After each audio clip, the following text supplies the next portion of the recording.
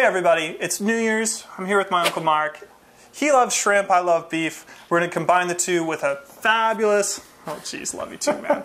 We're going to make a fabulous surf and turf special. We're going to put some shrimp on top of a filet. In a garlic cream sauce. Garlic cream sauce sounds good, filet sounds good, we'll see about the shrimp.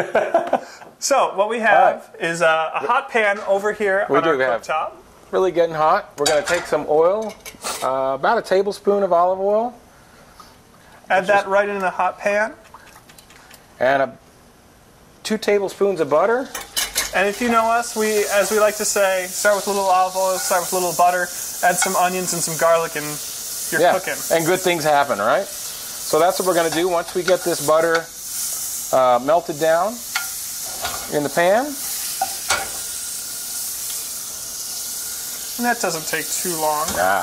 What we're going to do next is we're going to add our shallots and our garlic. If you don't have shallots, onions are fine.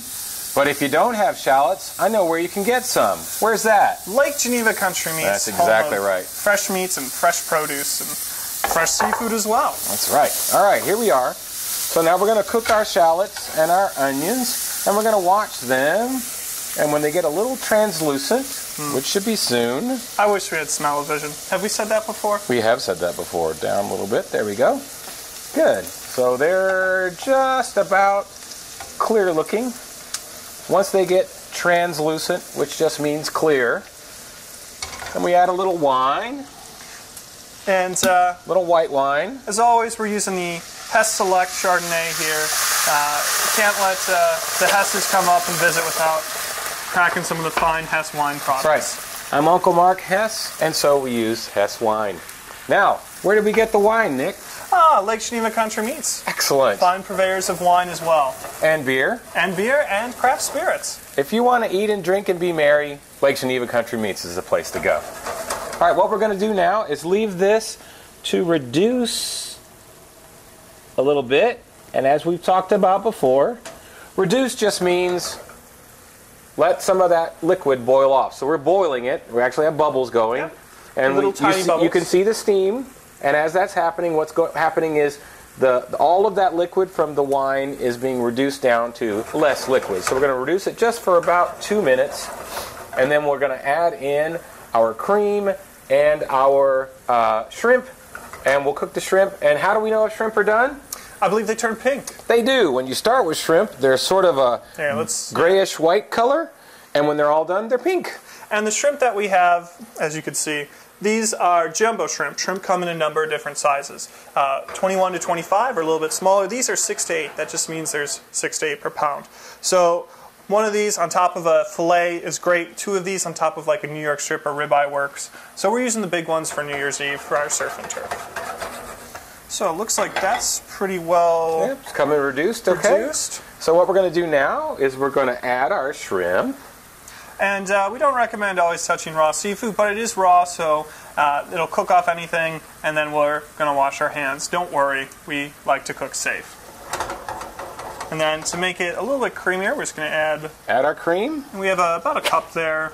Yep. You can kind of eye it. You can see how that fills the pan so nice and gets a creaminess. Here it is. Whisk is right there. Whisk that all in.